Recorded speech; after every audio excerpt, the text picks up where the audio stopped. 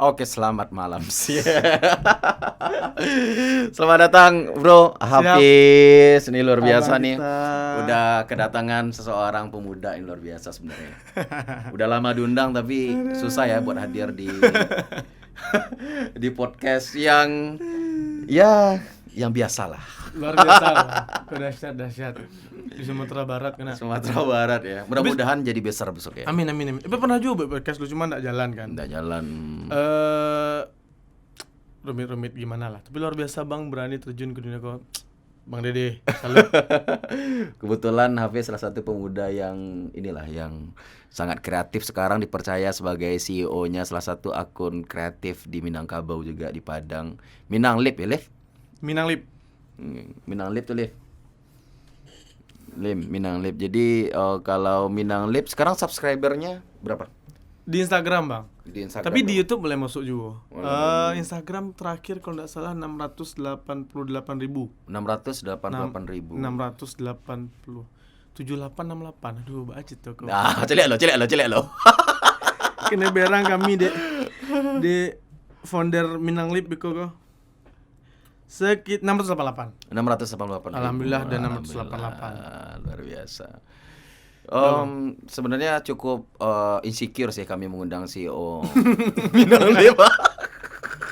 Nah, masalahnya ngobrol sama Bang Dede nggak setegang ini ya. Enggak, santai. Kita kayak ngobrol di kedai kopi aja kan. Siap. Santai. Siap Bang. Hafiz kan sekarang sudah menikah sih. Woi, langsung menikah saya. Ini mau Hafiz berapa? Baru masuk Bang 26 Bang. 30 Maret kemarin. Baru masuk 26. Nikah umur 22 masuk 23. 22 masuk 23. Kenapa bisa memutuskan menikah secepat itu? Padahal yang lain kan masih mau ke klub lah, clubbing gitu kan. Kalau bahasa anak sekarangnya staycation dengan beberapa cewek di luar sana. Iya, gitu. ke clubbing juga. Terus Tapi ada yang nemenin. ada yang nemenin ya, Udah enggak clubbing lagi sih udah enggak ke clubbing lagi. Jadi gimana Bang? Iya, kenapa bisa memutuskan nikah di umur semuda itu? Oke. Jadi agak panjang kok. Ini kok bahasa Indonesia ya? Ya terserah karena Ya, CEO Minang Lip awak agak sagan lo memaksakan untuk tagline kami kan Minang Bana. Minang Bana. Cocok. Minang Lip kan Minang Bana. Minang Bana ya. Iya. Jadi bagi kira tuh, Pis. Langsung serius ya pembahasan ayo.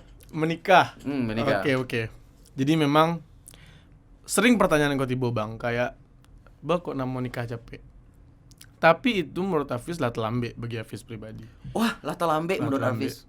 Karena Hafiz ingin menikah itu umur 20 tahun. Iya, dan berbicara usaha sudah kita lakukan. Kita udah melamar di umur 20 tahun, udah ketemu mertua umur 20 tahun, tapi memang Tuhan belum mengizinkan. Tapi melamarnya di umur 20 tahun. 20 tahun. Waktu itu masih semester 7. Semester 7 kuliah. Oke. Datang nemuin orang tuanya, nanyain gitu kan, Bu, bla bla bla bla bla lah. Ya ditunda dulu. Akhirnya umur 22 masuk 23 barulah kita menjalankan akad nikah. Oh iya Bang. Jadi nikah lah berapa? Aduh boleh minum lah Bang. Boleh. Gimana? Nikah lah berapa lama? Lah 3 tahun. Lah 3 tahun. Alhamdulillah. Lah masuk jalan ke tahun kampe. Lah tahun kampe. Iya. Dipenuhi dengan permasalahan rumah tangga di awal lah pastinya. Umur dengan orang rumah kalau bahasa awaknya itu Hafiz. Habis umuran. Oh, seumuran. Seumuran sama-sama Kita, ego. Iya, sama-sama ego. Wah, luar biasa lah. Namanya rumah tangga ya kan. Kalau anak-anak gini, Bis, mereka panjang de ego saat pacaran, habis panjang de ego saat menikah. Grade-nya lah beda kan. Iya sih. Iya, grade-nya. Sorry nggak bisa disamakan. Nggak bisa disamakan. Tuh, yang jomblo tuh nggak bisa disamakan. Tapi memang jomblo masalah kan. Menurut Hafiz jomblo itu makanya jomblo itu masalah. Kenapa? Menurut Hafiz jomblo itu masalah. Kenapa? Dan pacaran bukan solusinya. Oke. Nah, itu orang salah kan. Jomblo deh. Kalau aja jomblo le. Berarti pacaran bukan solusinya. Pacaran bukan solusinya. Nah, makanya Hafiz ingin nikah cepat ya memang nggak bisa lama-lama dalam masalah. Maksudnya bukan lama-lama dalam masalah. Masalah dia itu saya upgrade lah masalah. Iya. Kalau berbicara menghindari masalah, bukan hidup kan. Tapi bagaimana kita hidup ini bisa melewati masalah yang selalu di-upgrade. Sama ujian kan kelas 1 tambah 1 soalnya. Kelas 2 1 kali 1. Kelas 3 1 bagi 1. Besok boleh masuk aljabar dan sebagainya gitu kan. Nah, kalau soalnya itu sih, masalah itu sih itu kelas itu sih. Kira-kira kan kayak gitu. Biar gak... Berarti kalau pacaran bukan solusi dari jomblo, anak-anak yang pacaran kini habis kayak kira-kira. Yang gini kok. Iya, kan banyak tuh. Mungkin dikumpulkan 10 pemuda tuh di Padang, ditanya, pasti mereka mau pacaran. 9 dari 10 pemuda tuh mau pacaran. Karena isu sekarang ini kan mental health kan. Nah, tiba-tiba kalau ada kawan carito. Ya makanya jomblo masalah kan? Ya masalah. Tapi pacaran enggak solusinya. Berarti kalau bagi anak-anak SMA yang merasakan hal yang sama, ya sama kayak anak SMA pacaran. Sebenarnya Pis, SMP lah ya bunda loh, Pis. Itu yang viral gini. Astagfirullahaladzim. Iya. Itulah keadaan negara Indonesia gini kan. Anak SD ayah bunda. Tapi kalau menurut kalau anak SMA tuh butuh edukasi lah. Karena kan memang nggak bisa kita salahkan juga ya. Karena kondisi lingkungan dan sebagainya. Tapi kayaknya Hafiz pribadi waktu SMA dulu bicara komunikasi yang perempuan cuman enggak sampai yang intens kayak pacaran gitu enggak. Karena mungkin sibuk sama hal-hal yang lain lah. Yang lebih baik, yang positif. Yang positif lah. Berarti Habis sama istri kini pacaran dulu. Aduh, kok ya ceritanya ya. Ngelarang orang pacaran, dianya pacaran. Sebenarnya biar agak filosofis deh. Iya. Sebenarnya bukan di pacarannya bang. Kalau kita gali lebih dalam gitu, sebenarnya permasalahan bukan di pacaran menurut Hafiz pribadi, tapi lebih menjalani hubungan. Pacaran itu kan yang paling berbahaya kan bentuk hubungan yang mereka jalani. Bentuk hubungannya, bukan statusnya. Sekarang kan udah banyak istilah FWB, istilah-istilah yang lain dan sebagainya kan, TTM dan sebagainya kan udah banyak hari ini kan. Nah menurut Hafiz itu sama dengan pacaran yang kita lihat pada hari ini gitu. Nah pacaran sendiri menurut Hafiz itu istilah yang digunakan untuk mendefinisikan suatu kondisi. Nah pada umumnya kan ini hubungan yang dijalin oleh dua orang, laki-laki dan perempuan. Bahkan sekarang ada juga laki-laki dengan laki-laki. Iya, laki-laki dengan laki-laki, perempuan dengan perempuan ya. Iya. Gila di dunia. Yang nggak masuk akal ya. Nggak masuk akal. Ya kita udah ngomong. Menurut akal saya ya, akal mereka saya nggak tahu. Iya, itu hak mereka lah. Tapi saya pribadi tidak membenarkan. Ya tidak membenarkan, sama. Dan saya tidak menyalahkan mereka juga, gitu. Jadi pacaran ini kan ketika dua orang udah jalin hubungan, udah keluar bareng, pasti pegangan tangan dan sebagainya gitu ya. Nah menurut saya itu yang salah. Minimal sekarang ini pegangan pinggang di motor. Pegangan pinggang itu udah salah. Teteknya nempel kan. Enak banget tuh. Merinding tuh kalau kita normal kan. Iya, dagunya di sini kan sambil sayang kita mau kemana gitu. Nah, itu dia bang. Dan bahkan tidak harus pacaran kan. Karena mereka dekat itu pun salah menurut saya. Hubungan yang seperti itu salah. Karena memang membangun hubungan itu ada caranya.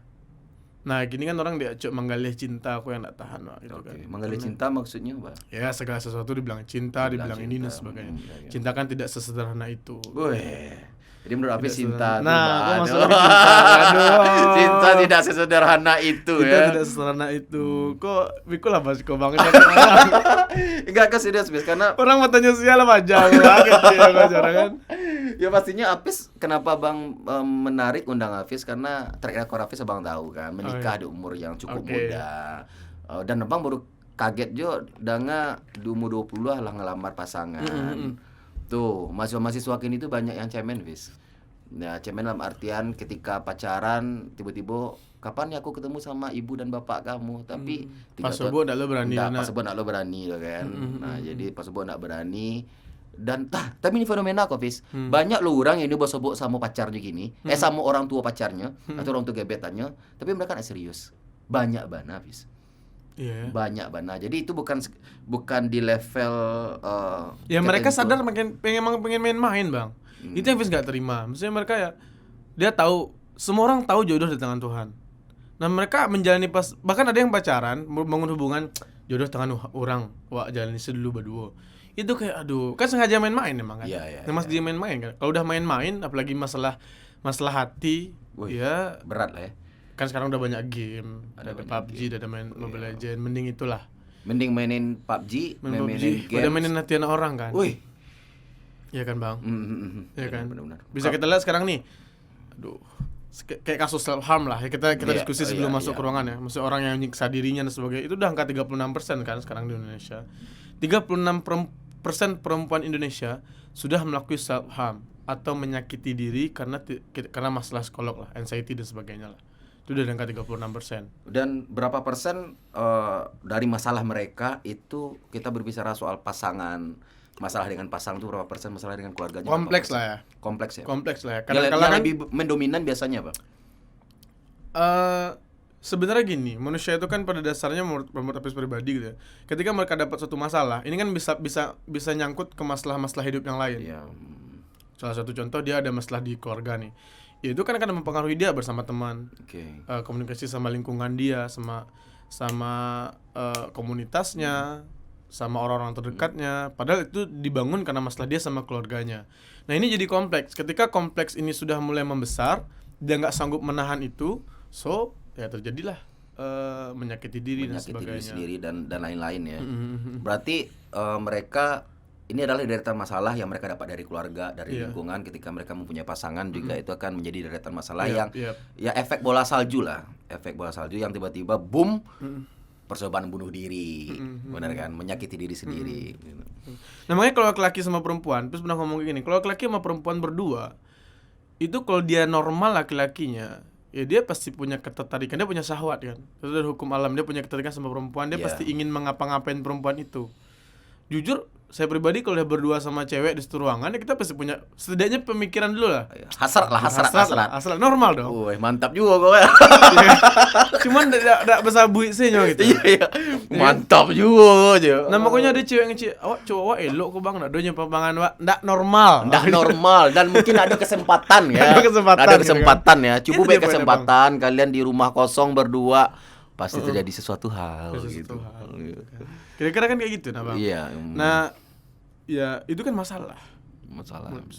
Ya dengan umur kita semakin bertambah, kondisi zaman modeko, buka TikTok isinya itu, buka Instagram isinya itu, Buka TikTok. keluar rumah isinya itu gitu. Ya kan? TikTok itu pamer semuanya ya. Iya kan? Pamer semuanya, pamer dada, pamer Pamer pinggang, dada, iya. bokong ya. Dan itu menjadi semacam virus dan racun untuk anak-anak muda sekarang yang ya mungkin kecil-kecil orang anak-anak kini kok Apis, kami tidak pacaran bang, cuman kami fokus di konten TikTok. Tapi kontennya seperti apa? Menurut Apis tuh bang? Kami tidak pacaran, Tapi kami fokus ngonten di TikTok. tidak masalah. Ya rancak kayak gitulah. Oh, berarti lebih rancak anak-anak yang pamer-pamer apa-apa gitu. Enggak, bukan itu. Ngonten di TikToknya maksudnya. Ya konten di TikTok, tapi kontennya seperti apa itu harus dipikirkan juga ya. Dipikirkan juga gitu kan. Karena kita menghibur kan. Oke. Gitu. Enggak harus joget-joget juga gitu. Banyak kok yang viral hari ini yang lain. Yang baru-baru ini kan yang di Sumatera Barat. Di Sumatera Barat rata-rata orang yang ngonten banyak yang enggak joget-joget. Paling Banyak, yang beberapa orang di daerah lain. Beberapa orang di daerah lain. Kita nggak sebutin daerahnya. Iya. Daerahnya. Kalau untuk di Sumbar, kan Hafiz juga ngelola media sosial nih. Kayaknya enggak lah. Kita juga nggak naikin bang. Di Minang Lip kita joget-joget kayak gitu nggak kita naikin. Kita masih berpikir. Sebenarnya gini bang, menurut Hafiz, orang konten di TikTok, di Instagram, itu kan konten. Niatnya menghibur dan mencuri perhatian. Ya. Nah, orang yang dada, bokong, yes, itu kan semua orang udah tertarik. Orang yang memanfaatkan itu untuk konten, menurut Hafiz dia nggak kreatif. Oh ya. Mereka Maksudnya, nggak perlu berpikir ya. Nggak perlu berpikir kan. Oke. Tinggal joget-joget, goyang-goyang dikit-dikit geter udah FYP. FYP, oke. Ya itu memang udah hukum alam. Tapi ketika mereka tidak menggunakan itu, bisa FYP, disitulah maka daya pikir seseorang tuh akan diuji. Tapi, ini ada tapinya. Iya. Ya, tapi, kenapa kita boleh riset lah di TikTok, di IG atau di media sosial lainnya. Yang paling banyak views-nya yang kelihatan dada, Bis. Iya benar, karena memang itu dibutuhin semua manusia. Ya berarti yang salah yang ngonten apa yang nonton nih? Kadang yang nonton kan nggak bisa nahan. Keluar, tiba-tiba keluar gitu kan. Tiba-tiba keluar nikmatin ya. Iya betul, keluar nikmatin. Tapi gini ya, ya makanya saya katakan tadi, konten-konten seperti itu udah pasti FYP. Udah pasti keluar. Besar kemungkinan untuk FYP karena udah nebarin tulang di kandang kucing. Oke. Udah pasti dimakan. Tapi bagaimana kita berpikir membuat jenis makanan baru yang dimakan kucing tapi bukan tulang. Nah, ketika kita berhasil di situ baru kreatif kan. Oh iya. Baru kreatif kan. Tapi kalau itu semua orang bisa kok. Saya tinggal nge-gym, joget-joget, fitness, banyak juga kok FYP kayak gitu. Tapi kan kita saya nggak klaim mereka kreatif di bidang itu. Karena berarti nggak klaim ya? Berarti orang-orang yang joget-joget nih diklaim sama Hafiz nggak kreatif. Nggak kreatif. Saya berani ngomong kayak gitu. Sayang aja. Tapi memang mereka bisa mengandalkan gini. Ada beberapa yang suaranya bagus, tapi dipoles dengan itu sedikit. Iya. Oke lah, kita mesti terima. Tapi memang itu banget yang dijual, udah. Tapi gini loh bang, sebenarnya ada yang banyak orang nggak tahu. Hafiz bukan influencer kali ya, cuman banyak berkecimpung dengan beberapa influencer. Hafiz kan berinteraksi dengan perusahaan-perusahaan yang mau iklan kepada influencer. Oke. Nah, orang yang mempunyai pengikut yang tidak spesifik, contohnya nih, mereka yang jual dada, jual bokong, mereka kan memproduksi konten tuh, yang lihat kan semua orang. Oke. Nah, semua orang ini tidak teridentifikasi mereka siapa bang. Oh. Nah, kalau mereka mau cari uang, nggak segede yang memang kreatif. Oh ya, ini kita berbicara bisnisnya nih. Kita bicara bisnisnya nih. Yang ngapain juga joget nggak dapat uang. Okay. Ini lebih ekstrimnya lagi nih. Ngapain joget-joget nggak dapat uang? Dada gitu kan? sama semua orang, bokong ditonton sama bukan semua berarti orang. Joget-joget harus dapat uang ya. Kalau dapat uang nggak apa-apa bang. Nggak bisa juga. Nggak kayak gitu logika berpikirnya. Satu contoh nih. Di Kota Padang, influencer Bang Riko lah misalnya. Ya Riko Saptadi lah. Beliau kan makanan nih. Nah, followernya spesifik. Kita enak buat cari perusahaan buat iklan ke beliau. Nah, ini followersnya orang yang suka makanan. Ini dia fashion, hijaber. Kita tinggal kontak beberapa perusahaan hijab buat masukin ke dia. Nah, tapi kalau mereka kontennya nggak jelas spesifik siapa, perusahaan apa yang mau kita hubungin buat endorse ke dia? Perusahaan bra, daleman. Ya paling gitu kan. Ya paling gitu ya. Tapi kan itu udah kebutuhan manusia. Benar. Lawan kita banyak kan. Sebenarnya kalau nggak iklan pun orang beli. Orang beli gitu. Nggak perlu di yang perusahaan mana sih yang fokus nge-brand itu gitu kan. Krokodil paling gitu. Cowok gitu kan. Lawannya banyak banget. Itu ini kalau bicara bisnis itu kan ada red ocean strategi gitu kan. Iya, benar. Iya kan? Red ocean strategi kan. Yang gede PT kan dibeli ocean strategi nih. Iya. Yang spesifik. Nah, mereka akan cari influencer besar. Nah, menurut Hafiz kalau ketika kita mau konten, cari konten yang followers itu spesifik.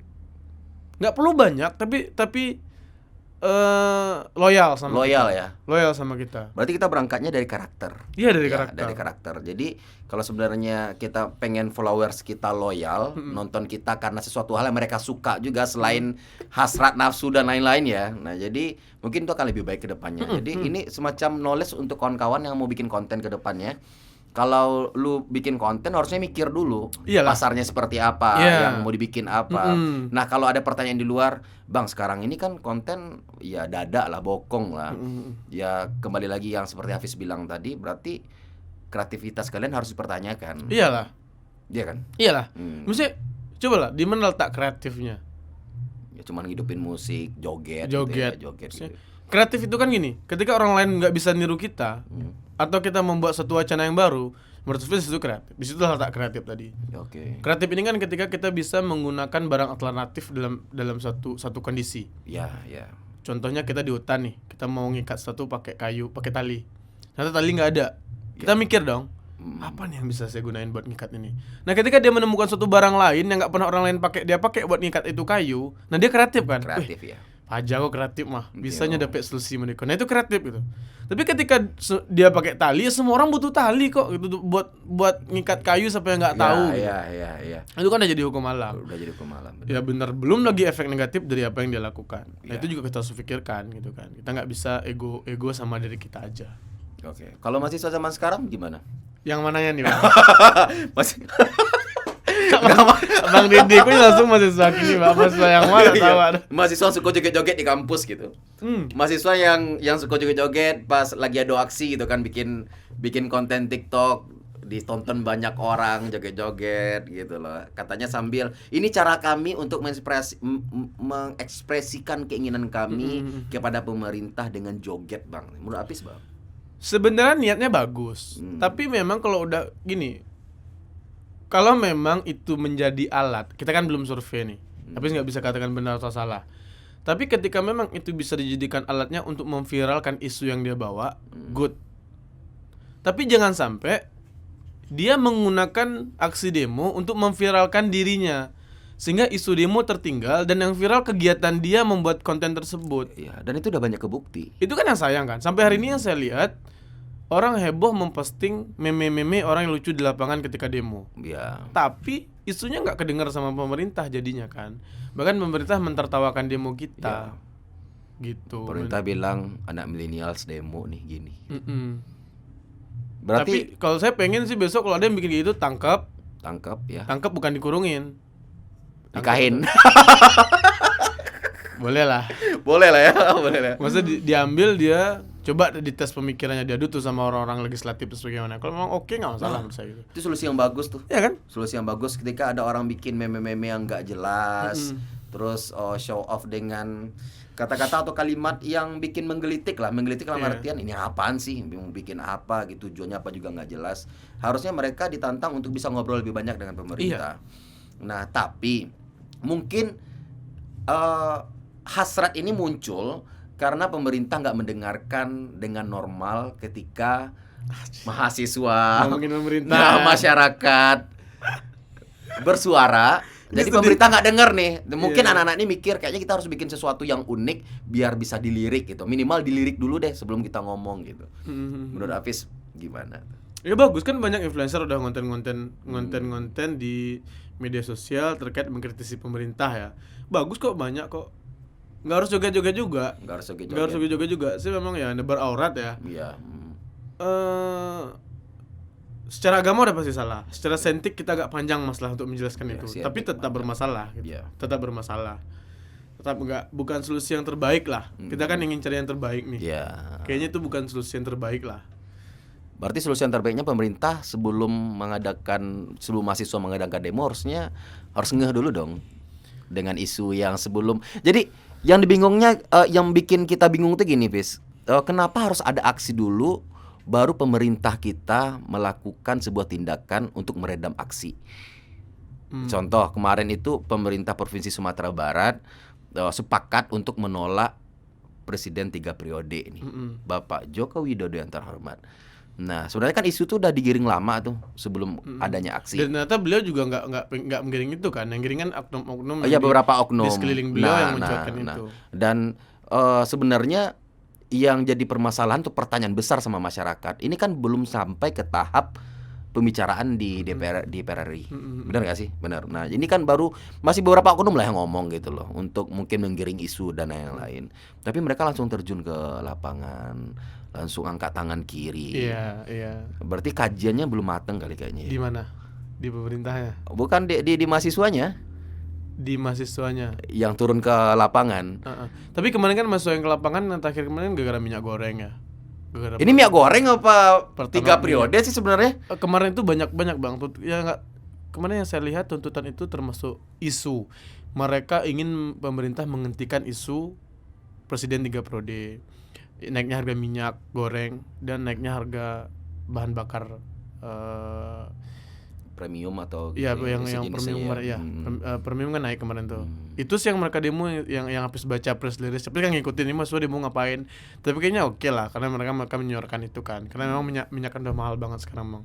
Oh, gitu, berarti lebih tajam ke minyaknya daripada ke isu 3 periodenya. Oh, lebih tajam ke sembakonya. Iya, memang isunya. Tapi framingnya itu 3 periode. Ya karena kan ada beberapa politisi juga yang memang kontra terhadap Jokowi, Bapak Presiden kita gitu ya, Bapak Joko Widodo ya, memanfaatkan isu demonstrasi ini untuk kepentingan mereka pribadi. Itu sih efek-efek dari demo lah ya. Efek-efek dari demo lah, wajar-wajar aja sih menurut kita. Kalau seandainya Bapak Jokowi atau Presiden kita yang terhormat pengen 3 tahun nih 3 periode? 3 tahun 3 periode. Aduh, pengen 3 periode.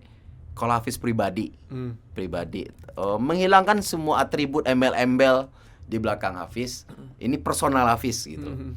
Terima nggak sih sebenarnya, Hafiz? Terima atau enggaknya? Iya. Kita kan patuh sama undang-undang asli.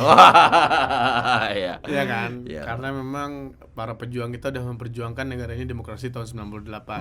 Nah, kenapa kita menolak 3 periode itu? Karena kita ingin mempertahankan hasil dari perjuangan para pendahulu kita gitu. Yang mempertahankan bentuk negara kesatuan Republik Indonesia, yang ingin negara kita berbentuk demokrasi. Di situ juga tertulis presiden 2 periode. Ya udah, kita konsisten sama itu aja gitu. Karena memang ketika dijalankan 3 periode, ini kan baru lagi ya kepentingan bisa aja masuk ke sana dan sebagainya gitu. Udahlah, kayak gini aja udah cukup kok di Indonesia nih. Emang enggak, masalahnya gini, kan segala sesuatu yang handle itu kan harus orang yang berpengalaman gitu. Iya benar. Iya sih. Iya, harus orang berpengalaman. Iya Mana tahuan, kita kan enggak tahu banyak Bapak. kok lebih berpengalaman. Banyak yang lebih berpengalaman. berpengalaman. Tapi yang berpengalaman menjadi presiden kan belum ada. Yang 2 periode yang ngurus negara kan bukan presiden sendiri, Bang. Menteri-menterinya. Ya tapi segala sesuatu sekarang ini negara jadi kacau, maju enggaknya negara itu ya tetap kepalanya kan presiden kan. Kalau menteri kan kalau nggak salah boleh ya beberapa periode. Atau menteri sekarang yang mengendalikan negara, bukan presiden. Nggak tahu lah. Kita berdua bisnis baru mau jalan loh. Iya, bisnis baru mau jalan. Enggak gini, negara-negara demokrasi. Iya, nah, negara-negara demokrasi kita diskusi gitu Iya, kan. iya. Nah. Ya kita nggak tahu lah, cuman ini tanggapan pikiran sendiri. Ini negara gimana gitu. Anjir, Hafiz ngomongin negara. Seorang ya Hafiz pastinya sering terjun atau turun ke jalan. Asik. Nah, Dulu ya untuk menyuarakan suara rakyat, aspirasi rakyat. Ya kita nggak tahu ya, maksudnya ini politik ini kepentingannya banyak banget, Bang, banyak banget ya, di nasional lah ya, kiri kanan depan belakang atas bawah semua memanfaatkan momen-momen seperti ini gitu. Kita nggak tahu demo kemarin, oke lah, mahasiswa menyalurkan niat baik mereka untuk mempertahankan atau menyuarakan suara rakyat, tapi kan kita nggak tahu, kita nggak bisa berspekulasi, kita juga nggak bisa menjustifikasi langsung ini terjadi kenapa gitu. Iya. Ya tapi memungkinkan aja. Ya siapa tahu ini juga desain dari mereka, kita juga nggak tahu kan. Desain buat siapa? Ya dari mereka bisa aja isu ini diganti sama isu ini diganti sama isu ini. Ini politik, Bang. Iya. Ya kan? Ini politik kan. Konspirasi apa aja bisa terjadi. Tapi kalau kita lihat gini kan kita berbicara siapa yang paling diuntungkan kan. Kalau berbicara konspirasi. Tapi gini, Bis. Sebenarnya terlalu jauh nggak sih? Maksudnya mahasiswa terjun ke lapangan memperjuangkan isu nasional, sedangkan banyak isu di kampus mereka belum selesai. Benar nggak? Iya. Banyak. Kita nggak perlu sebutin kampusnya, kita nggak perlu ngomongin warna kampusnya warna apa. Cuman sangat banyak. Mungkin teman-teman pada tahu lah, para aktivis gitu kan, banyak isu di kampus yang belum kelar sampai sekarang. Apakah itu isu internal, isu eksternal yang masuk ke kampus, permasalahan lembaga di kampus sendiri. Nah, sepede itu kan mereka untuk bisa terjun ke lapangan, sedangkan rumah mereka sendiri tuh masih bolong-bolong gitu. Nah, jadi kalau abang pribadi mikirnya, Pis, sebelum lu mikirin rumah secara keseluruhan, kamar lu beresin dulu gitu. Iya, benar. Benar gak sih? Karena ada orang demo kebersihan, wali kota harus membersihkan kota kita ini, tapi kamar kosnya kotor kan. Iya, kamar kosan kotor, buang puntung rokok sembarangan. Menurut saya bukan masalah demonya, tapi masalah apanya? Merekanya belum menyelesaikan kamar kosnya. Nah, ya. Bukan berarti harus ngurusin kampus dulu baru demo. Ya makanya besok kampus selesaikan dulu tuh, biar demonya nggak jadi pembicaraan seperti ini. Nah. Jadi pembicaraan perbandingan orang. Iya. Lu masalah internal lu belum selesai, belum kelar, tapi kok bicarain soal isu nasional sih gitu. Dan ini kamarnya beda. Jadi logikanya tuh bukan maksudnya kampus ini ruang tamu. Maksudnya ya, kampus ruang tamu, organisasi kamar, negara itu rumah. Bukan gitu menurut saya. Tapi memang mereka punya ruang masing-masing. Oh ya. Nah, kampus ruang A, negara ruang B, kepribadian ruang C. Nah, bukan berarti ruang C harus selesai dulu baru ngurusin ruang B. Bisa aja keseluruhan, tapi memang kalau bisa yang terdekat sama kita selesaikan terlebih dahulu. Nah, itu PR sebenarnya itu PR sih. sebenarnya Itu gitu kan. Dan kayaknya banyak mahasiswa yang susah menembus birokrasi kampusnya sendiri ketimbang. Ya, karena kan kepentingan mereka lebih terikat. Karena kan di kampus nanti bicara nilai lah, bicara apa namanya? skripsi, ntar mau wisuda, TA dan sebagainya gitu kan. Karena kita demo-demo ntar kan akan ngobrol sama mereka juga. Kalau pemerintahan kan kali jauh ya. Jauh kita mau komentari pemerintah, berurusan sama mereka nggak kepentingan kita tidak sedekat dengan dosen di kampus. Karena makanya masalah-masalah di kampus sedikit agak susah buat kita suarakan. Oke, berarti kampus tidak menjunjung tinggi demokrasi untuk mahasiswanya sendiri. Saya nggak tahu sih di kampus, kayak kampus nggak ada istilah demokrasi ya. Kan di kampus kan sistem pendidikan kan. Ya harus ada demokrasi dong. Enggak demokrasi deh. Hak kita sebagai manusia bersuara, menegakkan kebenaran gitu loh. Ya harus ada. Harus ada. Dan harusnya kampus juga punya lembaga untuk menerima aspirasi itu kan. Iya. Tapi kayaknya ada di kampus. Kampus itu kan udah ada Bang, ada badan mahasiswa legislatifnya, ada mahasiswa eksekutifnya. Legislatif ini kan menyampaikan ke pihak pimpinan kampus dan sebagainya. Nah, permasalahannya kadang mereka nggak paham sampai sejauh itu gitu. Berarti lembaga sekarang emang kurang kredibel. Beberapa ada memang, beberapa kita kesel juga sama adik mahasiswa. Kebetulan adik-adik kita juga sebenarnya.